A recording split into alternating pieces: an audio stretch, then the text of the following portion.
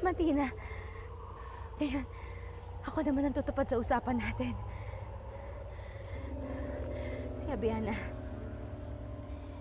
Si Abiana sumumpa sa'yo. Kaya kailangan siya rin ng bumawi nun. Pero hindi ganun kadali, Ina. Hindi mo ganun kadaling mapapabawi sa kanya ang sumpa. Bakit po? Tumupad na ako sa usapan natin, Ina. Sandali lang. Alam mo na ako nung dapat mong gawin. Ngayon, ikaw na ang bahala kung paano mo makukumbisi si Abiana ang bawiin ang sumpa. Si Abiana sumumpa sa'yo. Kaya kailangan siya rin ng bumawi nun. Pero hindi ganun kadali, Ina. Hindi mo ganun kadaling mapapabawi sa kanya ang sumpa. Bakit po? Dahil kapag binawi niya ang sumpa, mawawala ang lahat ng kapangyarihan niya bilang duwende. Hindi.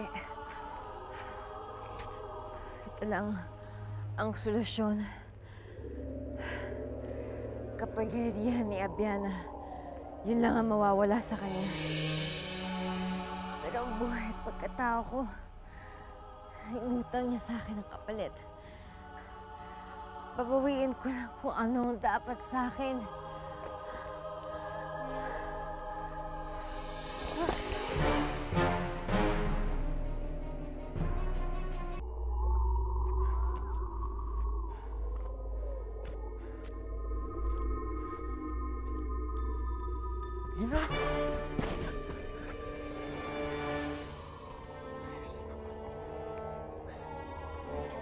Salamat na tagpuan kita.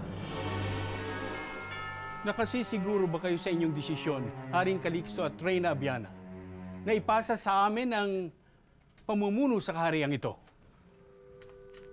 Opo, Nuno Damian. Habang wala pang napipili na papalit sa amin, kayo na munang mamahala dito. Anong dahilan at iiwan niyo ang trono? May kinalaman ba rito si Dwarfina? Walang Dwarfina, Nuno. Noong pa man, walang Prinsesa Dwarfina.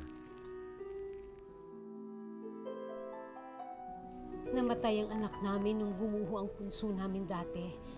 Ipinakilala namin ang taong si Ina bilang aming Prinsesa Dwarfina dahil natakot kami na mapunta ang pamumuno ng kaharian kay Romera.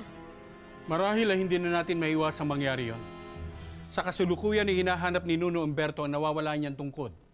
Kasabay ng pagkawala ng bola ng kapangyarihan sa silid na sekreto. At maaaring anumang oras ngayon ay dumating ang Tunay at nararapat sa trono. Ako.